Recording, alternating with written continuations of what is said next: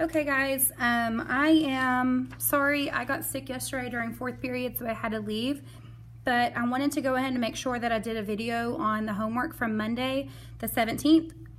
So yesterday we learned about multiplying and dividing fractions and decimals, and I'm just going to go over my notes with you guys.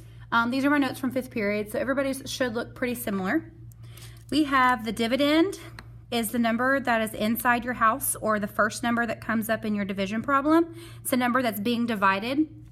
Your divisor is the number that is going into the dividend. It's going to be the number that's outside your house, or the second number in your your division problem. If you're looking at a fraction, it's going to be your dividend is your numerator, your divisor is the denominator, then your quotient is the answer in a division problem, the product is the answer in a multiplication problem, and then a reciprocal is just flipping of the numbers. So if I have, we have 6 over 1, or 6 is my whole number, put that over 1. The reciprocal is 1 over 6. You just flip that number.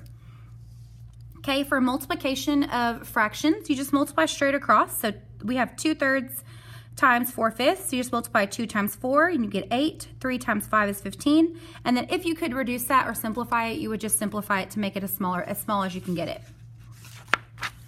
Then when you're dividing fractions, you're going to keep, change, flip. You're going to keep your first fraction, change your division to a multiplication problem. Then you're going to change your second fraction to the reciprocal. So you're going to flip that fraction upside down, and then you're just going to multiply straight across. So like we did here, we kept 5 over 6, change our division to multiplication, change 2/3 to 3 over 2. Then you just divide straight across. 5 times 3 is 15, 6 times 2 is 12, and then we reduce that by 3.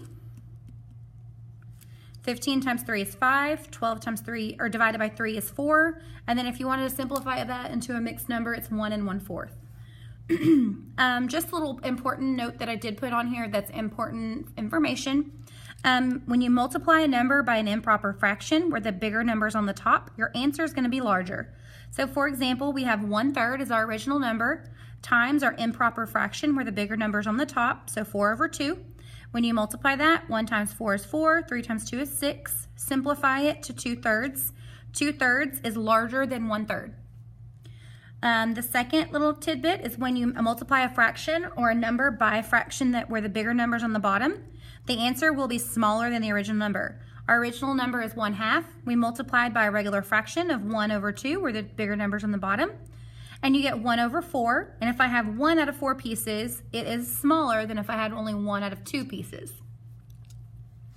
Multiplying decimals, you do not have to line up the decimals. All you're going to do is just multiply like you normally would. So we had 3 and 45/100ths, and then 1 and 5/10ths. We just multiplied like normal. The only thing is we have to count the decimal places at the end. So in 3 and 45/100ths, I had 2 decimal places. 1 and 5/10ths, I had 1 decimal place. I add those up, I have 3 decimal places. So in my answer, I had to move over 3 decimal places. So my actual answer, instead of 5,175, is 5 and 175 thousandths.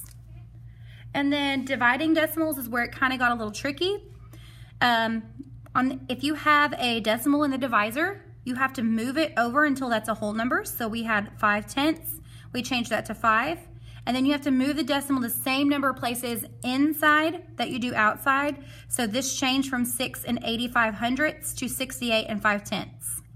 And then you just divide as normal and leave your decimal in the same spot, and you'll get the right answer whenever you do it that way.